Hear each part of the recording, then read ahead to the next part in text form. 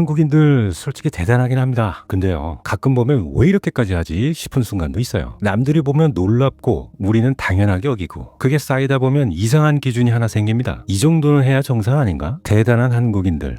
그런데 그게 진짜 좋은 걸까요? 최근에 이런 얘기가 다시 돌고 있습니다. 한국을 누구보다 오래 지켜온 외국인 학자가 있습니다. 무려 60년 가까이 한국을 연구하고 살아온 사람이 있는데, 그분이 한국을 보면서 했던 말이 하나 있습니다. 한국은 세계에서 가장 기가 센 나라다. 이 표현이 재밌는 게 단순한 칭찬은 또 아닙니다. 이해가 안 되는데 인정할 수밖에 없는 느낌? 외부에서 오래 본 사람이 내린 결론이라는 점에서 또 흥미롭습니다. 그분이 한국을 보면서 놀랐던 건 단순한 경제 성장만이 아니었습니다. 한국 사람들의 눈빛이었다고 합니다. 가난한 나라였는데 이상하게 이건 임시적인 가난이다라는 확신이 보였다는 거죠. 무슨 얘기일까요? 학생들은 공부를 통해 나라를 바꾸겠다는 생각을 하고 있었고, 그게 실제로 현실이 됐습니다. 이건 단순히 노력이라는 단어로 설명하기에는 부족한 부분입니다. 뭔가 집단적인 방향성이 있었던 거죠. 그래서 저는 이걸 이렇게 정리해봤습니다. 한국은 분명히 대단한 나라다. 그런데 그 대단함은 그냥 생긴 게 아니라 어떤 구조에서 나온 결과라는 거죠. 한국 사람들 특징 하나 뽑으라 하면 저는 이거라고 봅니다. 버틴다.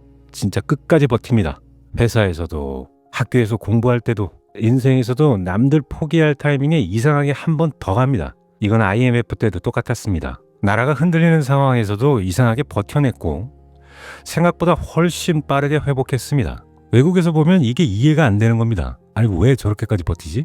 근데 문제는 이게 능력이 아니라 기본값이 되어버렸다는 겁니다. 원래는 특별한 사람이 하던 걸 이제는 다들 해야 되는 기준이 되어버린 거죠. 한국에서 평균이라는 게 좀 이상합니다. 다들 너무 잘합니다.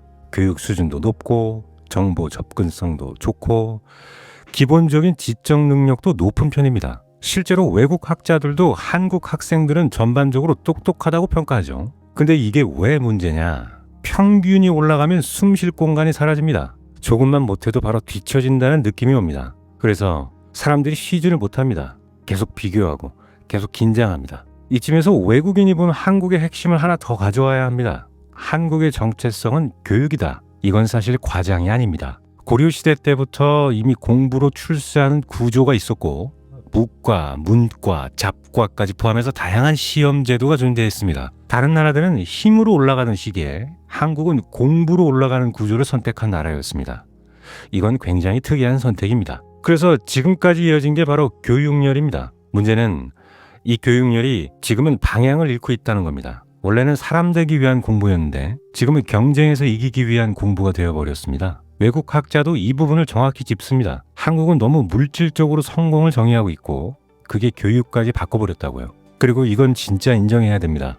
한국 사람들 눈치 빠른 거, 말 안 해도 알아듣고 분위기 읽고 행동 바꾸는 능력, 외국인들이 가장 놀라는 부분입니다. 근데 이게 또 문제입니다. 눈치를 본다는 건 결국 내 기준이 아니라 남 기준으로 움직인다는 거거든요. 그러니까 점점 자기 기준이 사라집니다. 그리고 속도, 한국은 진짜 빠릅니다. 가끔은 정말 불쌍할 정도로 빠릅니다.